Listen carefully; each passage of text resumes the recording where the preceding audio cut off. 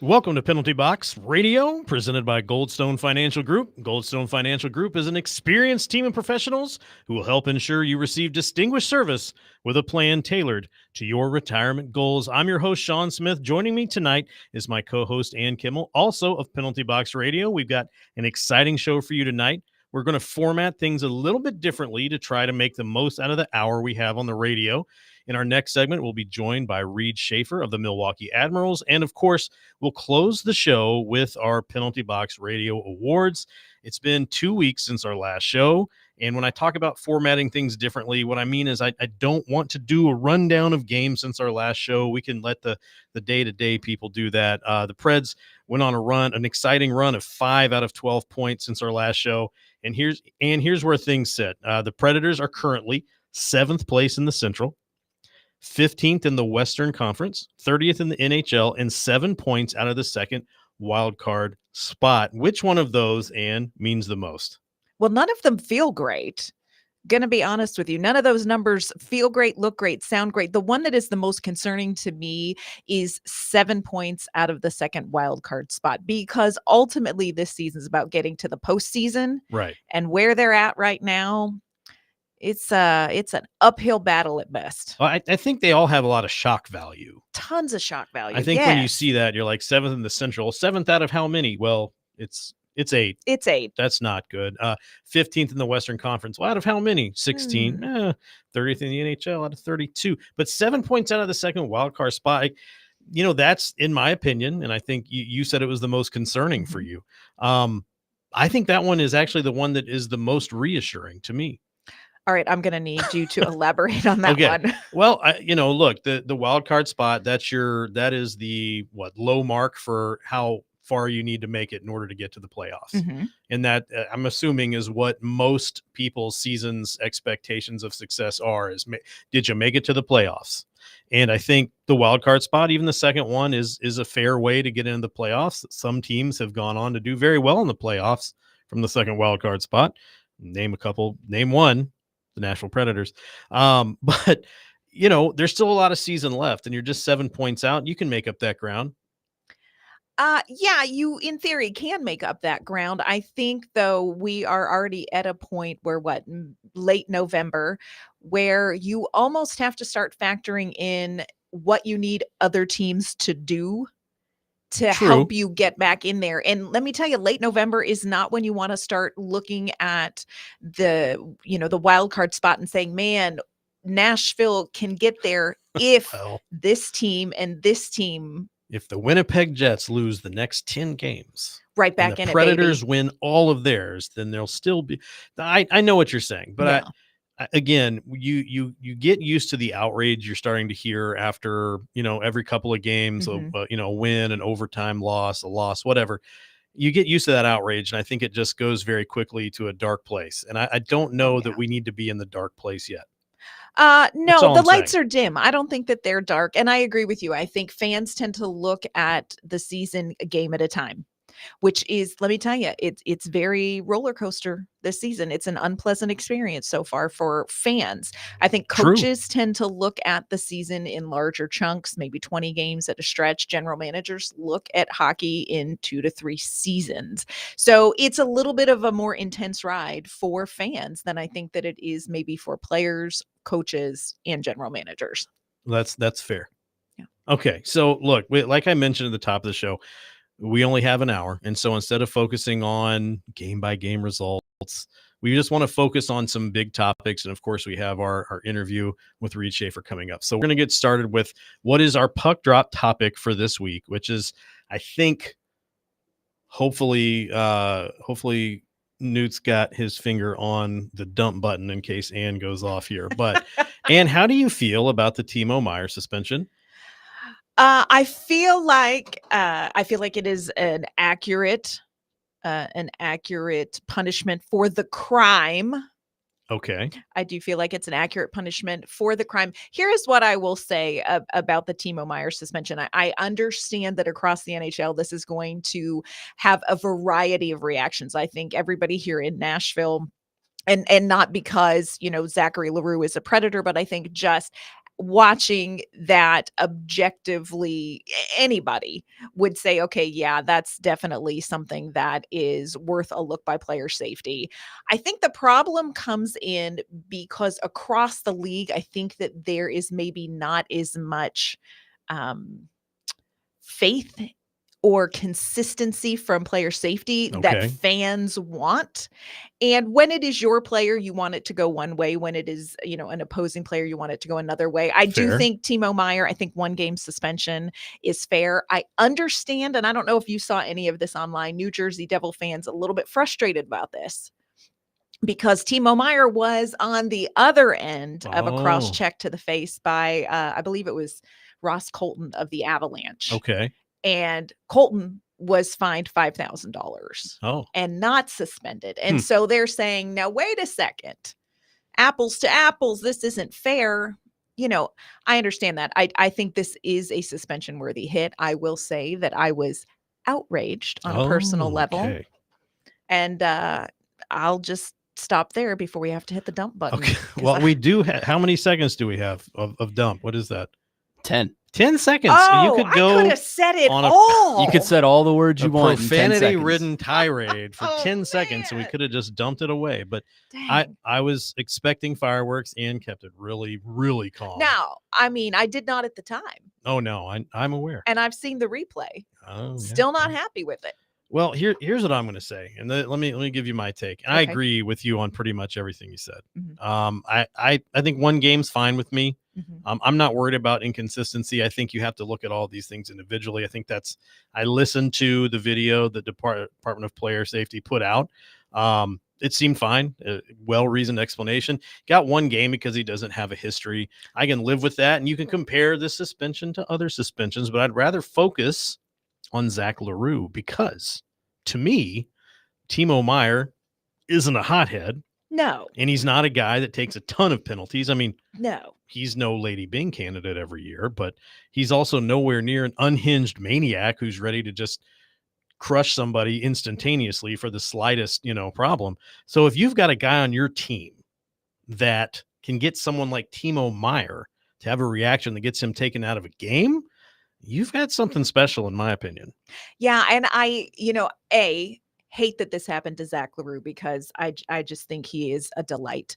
But I do think that you have a point there because Timo Meyer, this is a clean player. I think it was a dirty hit, but Sure. I think this is a player whose penalties are absolutely well within the realm of what happens and not excessive by any stretch of the imagination. And there is something about the younger brother vibe. Oh, yeah. That younger pesky brother vibe that Yes. Zachary LaRue brings. Now, I know people are going to say, oh, he took it across the line before. Zachary LaRue, I got a chance to talk to him last week. He knows exactly where the line is He with the does. Nashville Predators and in the NHL. He does. And he is so mindful of that line. Mhm. He does not want to be in the penalty box. No. He does not want to cost this team anything with the way he plays. So I think that he has done such a great job so far in the NHL, finding the line of this is what he brings, you absolute pesky little annoying brother, Yeah. versus stepping over and costing your team something. I think he's done a brilliant job at something that I don't think many people thought he would be able to And do it's at this it's level. hard to know where the line is when you haven't crossed it a few times. So Yeah. let's talk. Speaking of a younger player, younger brother energy, let's talk about somebody with big brother energy. Mhm. Let's talk about Steven Stamkos. Is he coming into form now? Are we starting to see the emergence of Steven Stamkos in Nashville? I definitely think that we are seeing Steven Stamkos settle in. I always kind of joke around that you have to remember these new guys. They're not just trying to figure out a new system and get to know new line mates and build chemistry. They're still trying to figure out where's the best gas station to go to and where's the ketchup true. at the Walmart. And, so there's a lot going on. I think Steven Stamkos knows what gas station he wants to go to. I think he's in the condiment aisle at Trader Joe's. And I Oh. really think on the ice, you are seeing somebody who is settling in. He's got 3 goals in his last 5 games, 5 goals, 6 points in his last 10 games. So you're getting him up to speed. Is he exactly where you anticipated he would be at this point? No, not yet. part of that is getting more comfortable. Part of that is, man, we have got to figure out that power play because you're talking about Zach LaRue, that 5-minute penalty. Yeah, there should have been some goals coming from There that. should have been some goals. It did not happen. So I think Stamkos will continue to improve if the power play can improve on things like zone entries and getting set up. I think you're going to continue to see Stamkos do well. But I do think you're seeing him settling in. You're seeing him more comfortable, and that's what you really need. And I think the big thing too with his office on the power play, you hear a lot about, well, they need to get him the puck faster. And I think that's coming. I think you've seen that happening. He doesn't need to, he needs to one time the puck. Yes. He's got to beat the goalie with speed. He's got to get it there as quickly as possible. Passing was an issue on the power play earlier in the season. You're starting to see that come a little bit more easily to them, and you're starting to see him really wind up and taking some shots, and they're starting to go in. I'm liking what I'm seeing. I'm very happy about it. Now, of course, when we come back, we'll be joined by Reed Schaefer, the Milwaukee Admirals, a guy who is probably planning on being a part of Nashville in the future. And speaking of planning for your future doesn't have to be complicated. At Goldstone Financial Group, they help you create a personalized financial plan to secure your retirement. Whether you're thinking about your 401k, IRA, or just want to invest smart, they've got you covered. Just like the Nashville Predators strategize for every game, Goldstone Financial strategizes for your financial success. Visit goldstonefinancialgroup.com today and start planning for tomorrow. Speaking of tomorrow, the Preds are playing, and if you're looking for a great place to catch a Preds game, I'd send you to Beyond the Edge in East Nashville. But you don't have to take my word for it. Beyond the Edge has been voted the best sports bar for the second year in a row in the Scene Nashville Readers Poll. With more than 30 TVs and 25 beers on tap, you'll never miss any of the action. They've got great food, great drinks, and the perfect spot to watch the game. Visit them at 112 South 11th Street in East Nashville or online at beyondtheedge.net. Make Beyond the Edge your go-to for every big game.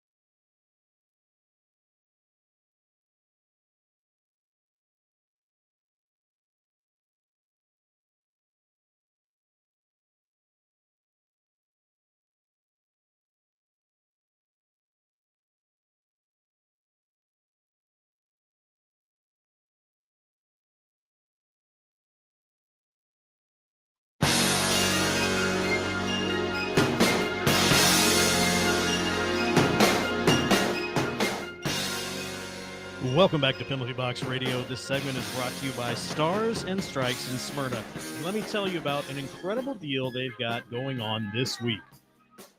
Every day this week, except for Thanksgiving Day, they're going to have buy one, get one free arcade cards. You know how that works. No more keeping up with filthy tokens. If you buy a $10 card, you get another $10 card. Spend in increments of 10 and double your credits. That's a great way to keep the kids entertained while you're out Christmas shopping. For more information, check them out at starsandstrikes.com.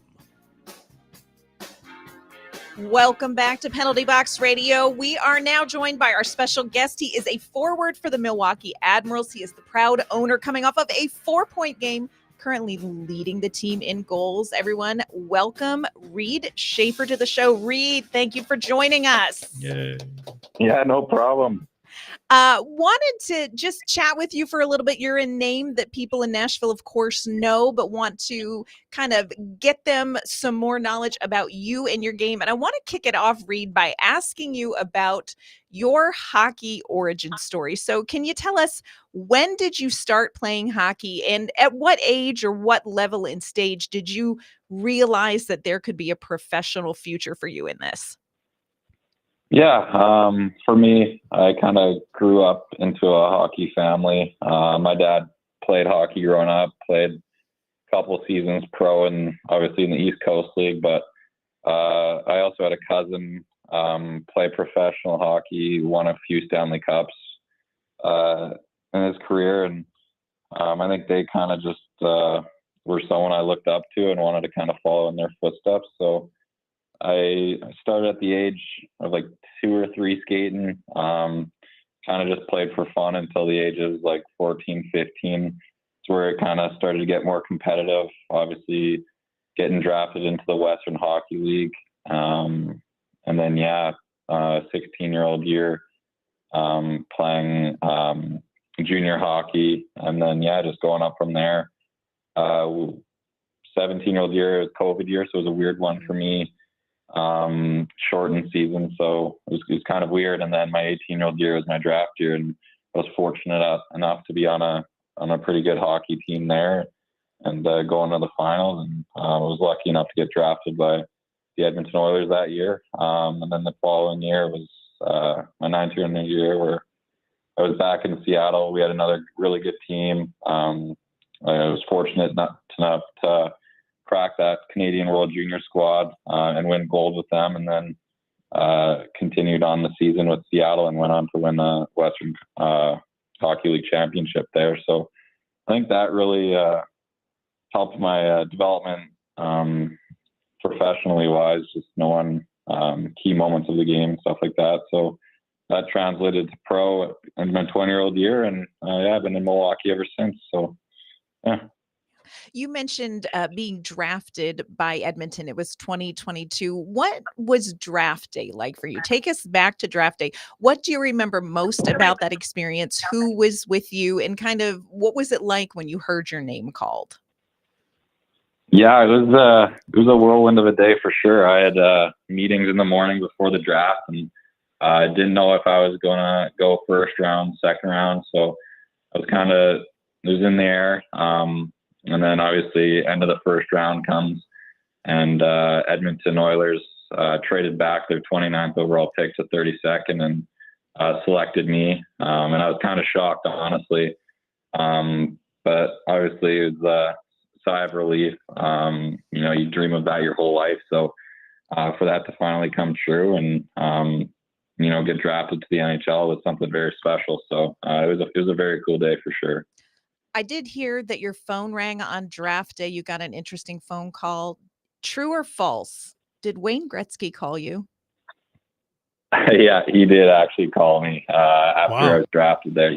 He called me. So, did you ever accidentally butt dial him back at some point, or did you handle it appropriately?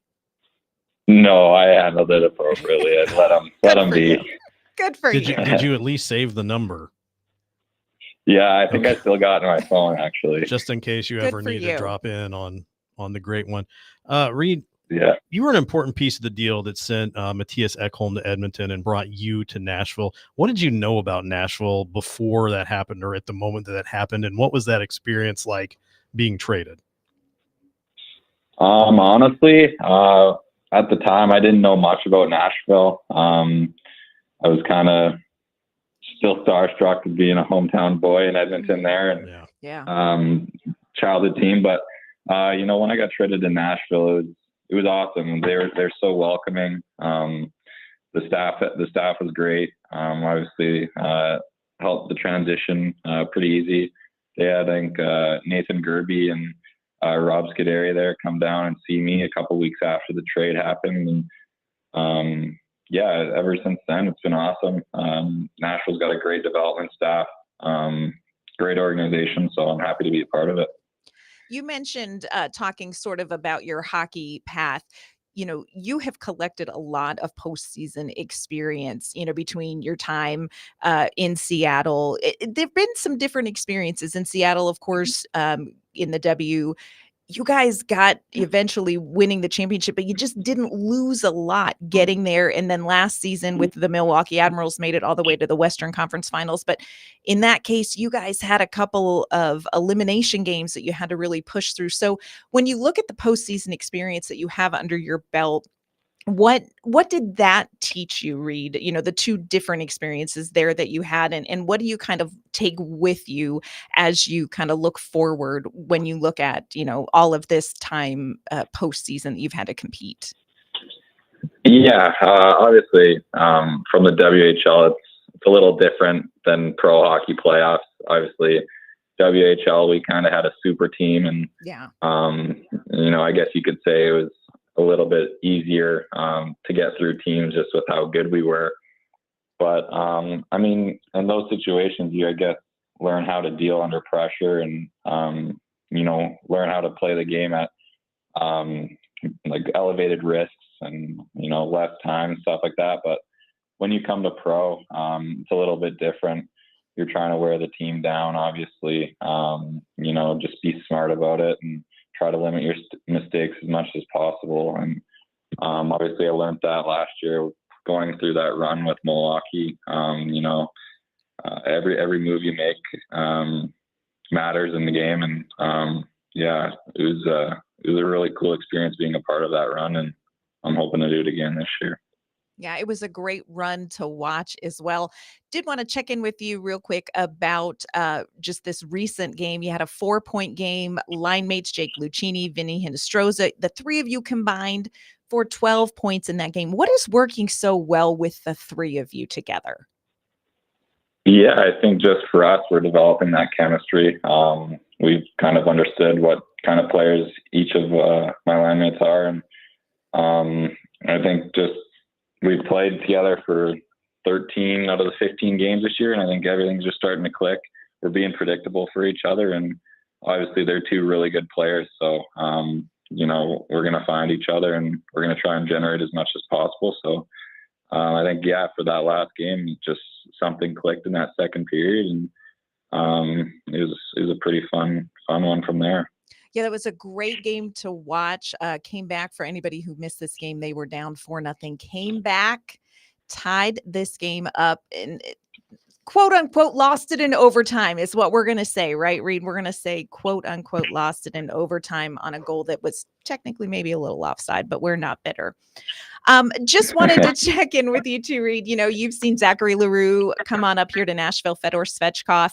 What changes in Milwaukee? How does the focus of the team kind of change, and how difficult is it to adjust as line mates step in and out of the lineup there in Milwaukee?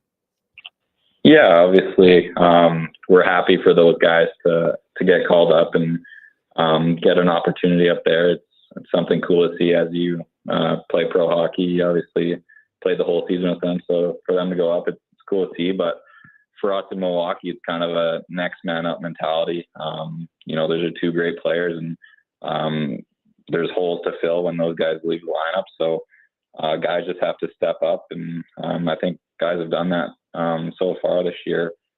I think it's just credit to our depth in Milwaukee. Guys are stepping up, which is nice to see. So we're going to wrap up our time with you, Reed. We're going to do something. I promise you it's going to be fun. It's going to be mostly painless. We want to ask you 5 fun questions, and I'm going to have Sean kick it off with question number 1. Okay, I've got to mention this. My son, Kalen, he plays hockey. He's 10 years old.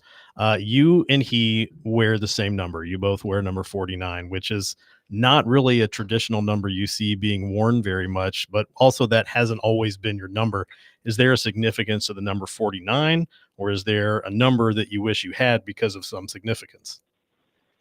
No, honestly, I wasn't too picky when I showed up to camp there. I had number 49, and I've kind of just kept it ever since. I don't mind the number. I kind of like it. So, yeah, I was kind of just chosen that number, and yeah, I don't really want to change it. So, all right, you're going to make it your own. I like that. I like that. All right, question 2. We did talk about your postseason experience. Of course, with postseason comes postseason beards. I'm going to ask you to throw a teammate under the bus, Reed Schaefer. Which of your teammates last year had the worst playoff beard? Oh, I know it's a mean one. Wade Allison. Oh dear. I know he's a fellow Ginger, but his was a little patchy. I love that. Question 3. What is your favorite hockey memory?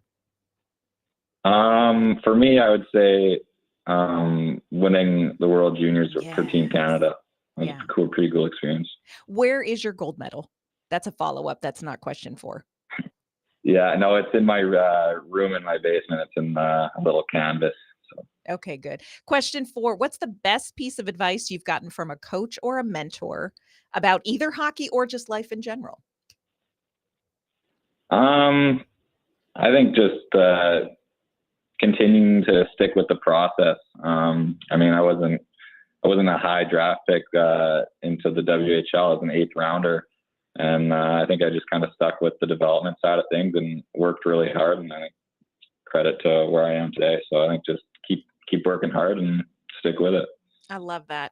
All right. Our last question. This is going to maybe be a deal breaker for me, whether I buy a number 49 jersey down the road or not. Reed Schaefer, are you more likely to see Gladiator 2 or Wicked in theaters? I'd probably see Gladiator 2. I can't convince you to try Wicked. I mean, you could. I might go see it, but funny, Wade Allison would always watch Gladiator 1 on his TV. You go over there and he always had Gladiator on. It's a great flick. I am a big fan of that. Got to get fired up. I agree. I think Wicked could fire you up before a hockey game sometime, Reed. Just put it in the back of your mind, and if you need a good, some good music to get you going before a game, Wicked soundtrack. You heard it from me. Might have to try it. All right. Reed Schaefer, thank you so much for your time. Thanks for joining us. And hey, everybody here in Nashville is looking forward to watching you and your career unfold. Thank you. Perfect. Thank you very much. When we come back, we're going to get back to our hot topics. But first, as Preds fans, we know the importance of playing both offense and defense. At Goldstone Financial Group, they apply that same mindset to your retirement. They're not just about growing your assets, but also protecting them. With decades of experience, they can help you build a strategy that secures your financial future. Head to goldstonefinancialgroup.com to learn more and get your game plan in place.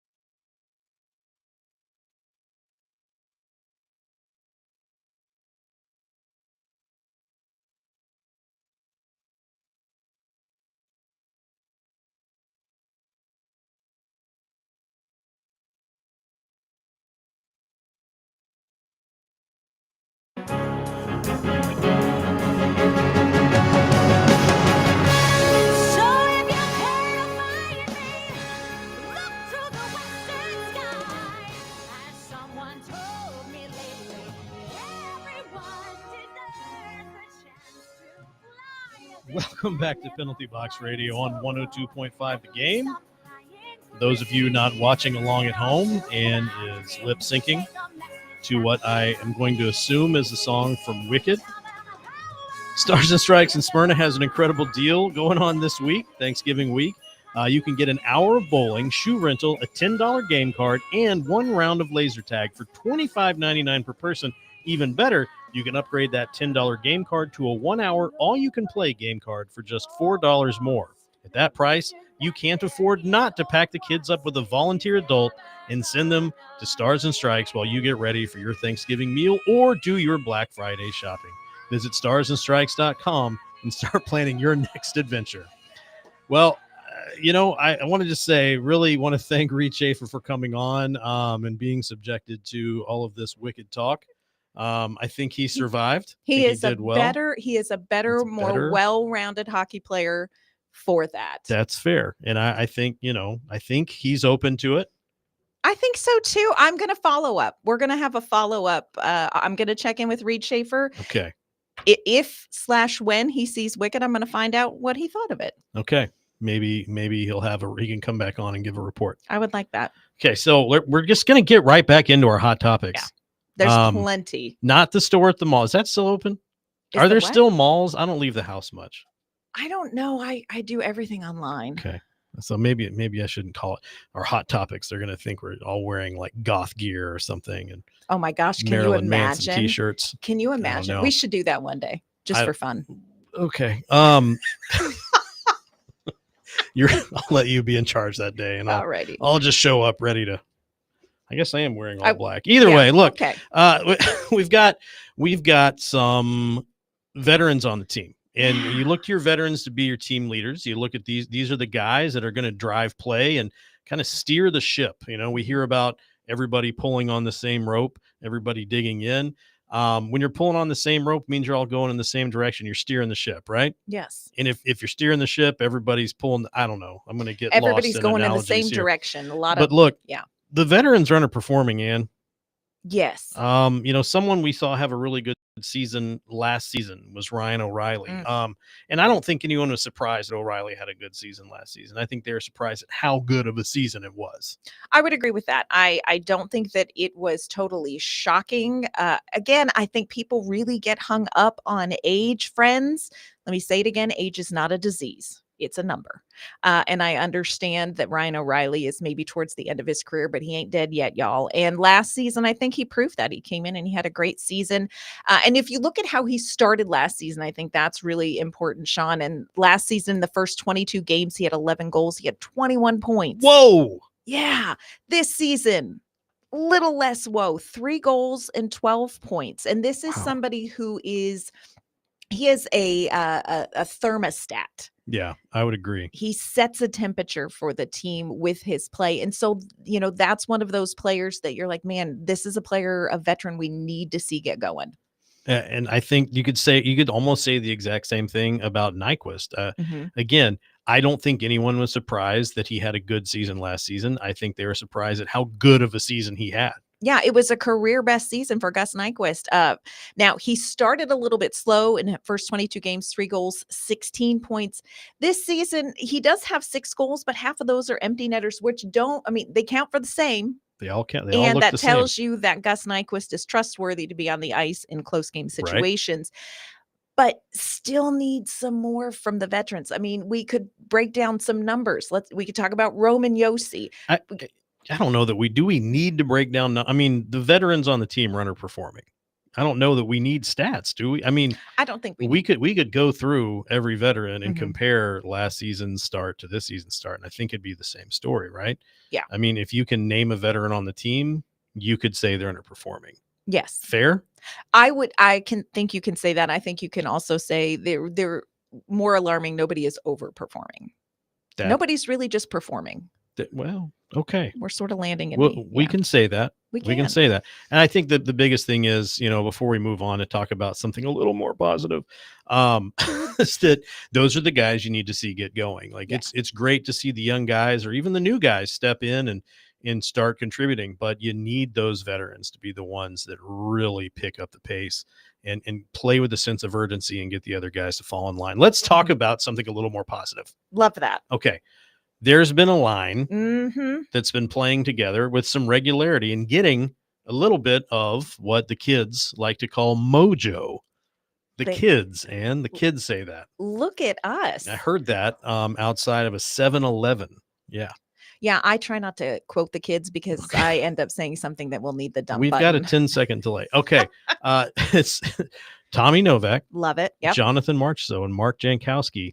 Their line's getting some mojo, Ann. Tell me about that. Yeah, they are. And I think what is really exciting about this these are three players that people have been a little frustrated about the performances, underperforming. But Sure. if you look at the three of them together versus the Winnipeg Jets, those three together, when they were on the ice, outshot the Jets 10-0. Okay. 93% Corsi for, which is one way to gauge something similar to puck possession. Right. So they're driving the play.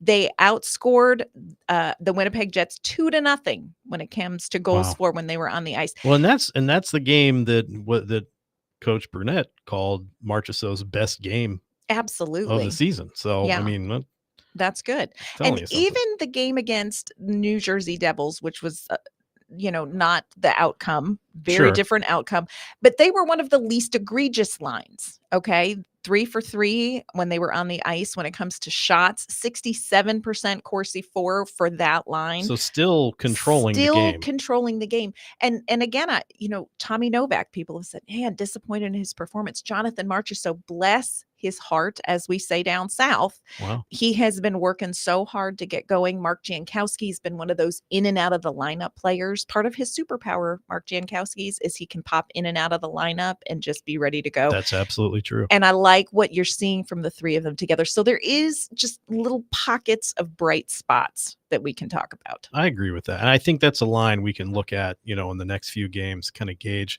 to keep that line together and get some things going. Maybe generate some stuff and get the team fired up. It'd be great. Let's talk about Philip Tomasino. He's gone. Yeah. He gone. Coming back as a 4th-round pick. How do we feel about that? This is I refer to this move as shocking, not surprising. Okay. All in one. I think it is not surprising. I don't think you have to be Scooby-Doo driving the mystery machine to figure out that Philip Tomasino was probably not going to have a long, prosperous future with the Nashville Predators. What I find shocking is the return of 4th-round pick. Here is what I will say, though. Here's what I will say, Sean. Perhaps we don't want to judge this move quite yet. This might be something that becomes part of something else. And so I think you have to be really careful when you are at the big picture. Okay. Yeah. Remember, GMs look at things differently than fans. You're right. So for me, I'm not surprised, disappointed. Got to tell you, love this kid. Oh, yeah. I think and a lot of people, I think a lot of the reaction online has been they really like Philip Tomasino and they don't like that he's going away. And I think the reality is you shouldn't be surprised that he's going away, like you mentioned, but there's a difference between liking a player and how a team sees them and how they perform on the ice. And I think like he's writing on the wall, not surprised. Hopefully that maybe Pittsburgh's the spot where he can find some mojo, as the kids say. I don't know. But, I want to say this. We don't have a ton of time for this topic, but I do want to mention it just because I think it's important. Yaroslav Askarov gets his first win with the Sharks. Yeah. And his first point in the NHL. It's popped up on social media kind of like, look how badly the Preds messed up in getting rid of this guy. And I just want to say, I don't really see it that way. I see it more like a good for him situation. For sure. Because by all accounts, he's an awesome guy. Again, talk about liking a player. Very likable. The team had a clear path for him to get to the NHL. He apparently agreed to it. And then his agent, maybe, I don't know, agents sometimes talked him into needing a more immediate path to the NHL, and he went with it. Return's not terrible. Certainly not a blockbuster like you'd want or expect, but I'm pretty comfortable with Saros. Yeah. In all reality, he's having an incredible season like he tends to have. And my biggest fear is that if they'd been going to make a long-term commitment to an unproven goalie, which I'm going to say unproven because very little NHL experience. They wouldn't have Saros long term, if at all. And as far as I can tell, he's the only thing keeping it close for the Preds. So coming up next, Ann. Oh, it's time. The PBR Awards. But first, just like the Nashville Predators are committed to winning on the ice, Goldstone Financial Group is committed to helping you win with your retirement planning. From tax strategies to investment advice, they make sure you're prepared for whatever comes next. Don't leave your financial future up to chance. Trust the experts at Goldstone Financial Group. Check them out at goldstonefinancialgroup.com and set yourself up for success.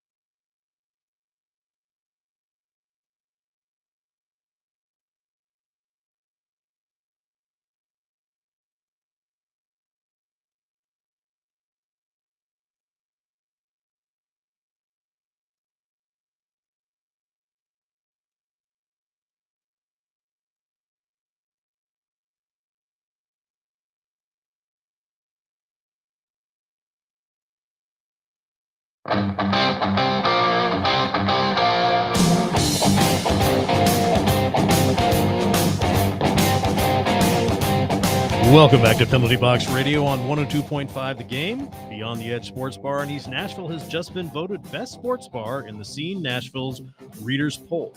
So if you're looking for the best spot to catch every Preds game, head over to Beyond the Edge. With over 30 TVs and 25 beers on tap, you'll never miss a moment. It's the perfect place to relax with friends, grab some great food, and watch your favorite teams. Visit them at 112 South 11th Street in East Nashville or check them out online at beyondtheedge.net, where every seat is the best seat in the house. Now look, coming back from break, I want to say this. Talked about Yaroslav Askarov very briefly, just because I wanted to get it in over the course of the commercial break. Ann and I were having a conversation off mic, of course, and she got a little bit worked up, and so I've kind of made the decision that our awards can be done as quickly as we need to do our awards, and that maybe we need to start this segment by just turning Ann loose.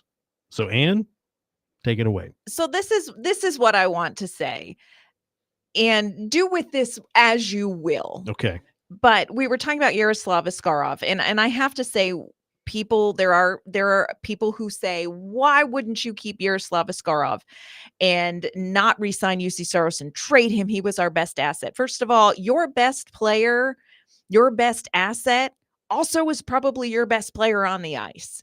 So if you are looking at those two and you come away and you go, oh, it's clearly Yaroslav Askarov, I don't know what to tell you.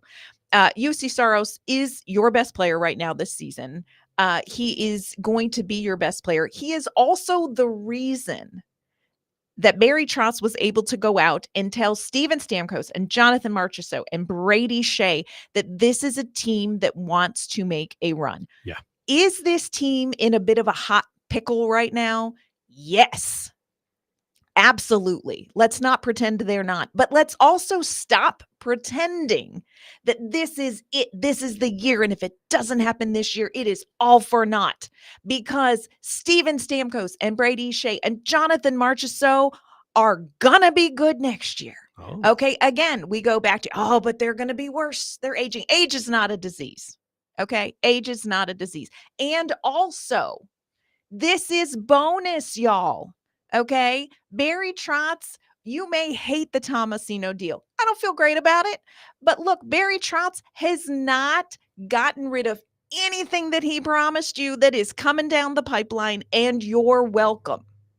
So I think it's a good reminder. And again, do with it what you want. I can't carry your rage for you any longer.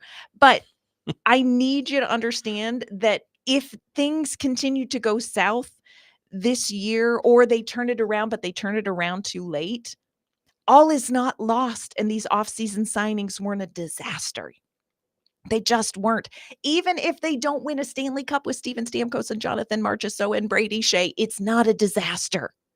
Because now you are bringing in young players down the road who are going to learn from Steven Stamkos. That's right. And Roman Josi and Philip Forsberg and UC Saros and Jonathan Marchessault and Brady Shea. Look, this sucks, but it is not all for nothing. Oh my gosh. Sorry. No, I think that's fine. Sorry about that. That is the much cleaner version of what I heard during the commercial break.